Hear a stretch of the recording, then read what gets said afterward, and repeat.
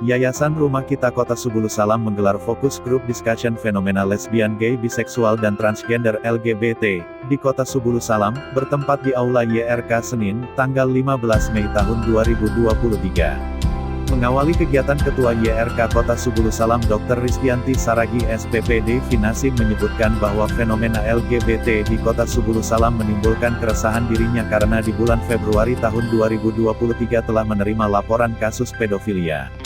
Dan di bulan Maret pihaknya bersama tim melakukan asesmen dan pengembangan kasus, ternyata ditemukan fakta bahwa pelaku sudah melakukan sejak SMP 14 tahun lalu. Pada saat melakukan asesmen dan wawancara terhadap kasus tersebut ternyata didapatkan fakta ada 4 kasus lesbian di suatu lembaga pendidikan. Dan saat ini masih tahap wawancara dengan keluarga serta belum ditangani karena keterbatasan SDM.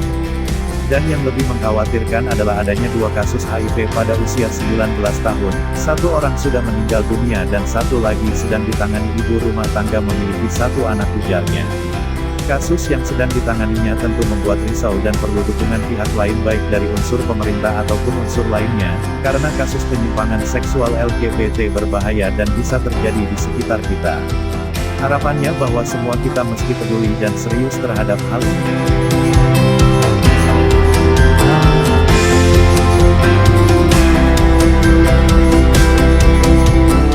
Dalam kesempatan ini dihadirkan via online narasumber dari Jakarta, psikolog yang merupakan tokoh nasional pemerhati anak dan keluarga Ibu Eli Risman SC. Mengawali paparannya, Eli Risman prihatin dan sedih adanya kasus yang disampaikan Ketua YRK Kota Subulu Salam. Betapa tidak dirinya adalah anak dari pendiri Lembaga Pendidikan Daya Modern Terpadu Subulu Salam Jontor Kecamatan Penanggalan. Sebagai bagian keluarga besar warga Kota Subulu Salam merasa tergugah dan turut bertanggung jawab untuk bisa berkontribusi dalam memberikan solusi.